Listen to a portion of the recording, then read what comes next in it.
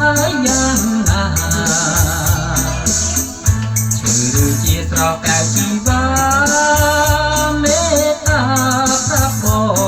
ង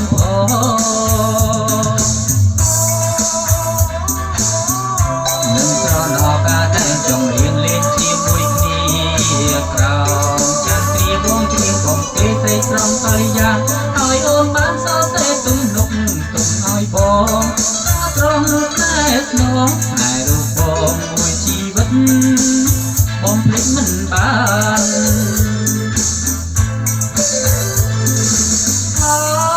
កុំពូស្នេហ៍បងអើយពេលនេះត្រានត្រើយយ៉ាងណារមាទេស្រស់ស្រីក៏នេះថាមេត្តាប្រាប់បង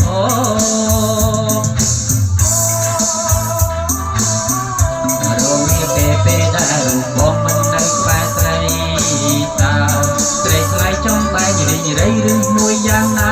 បងបារម្ភរាល់ថ្ងៃរលឹកនឹកខ្លាចថាស្រកែវជីវាអូនខ្លោចសានៅក្នុងចិត្តណាអូនអើយ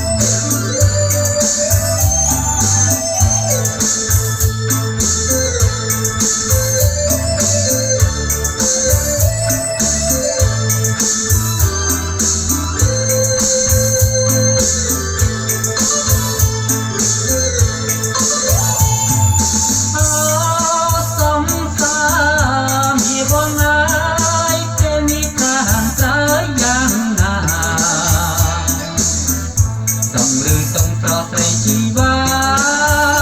មេត្តាប្រាប់បងត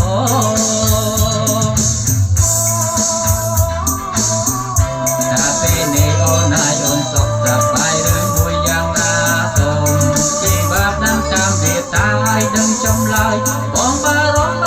តាមត្រើយអត់ហើយទេរត់នឹកកើនទ្វេអារ័យស្នេហ៍ជាប់ក្នុងចិត្ត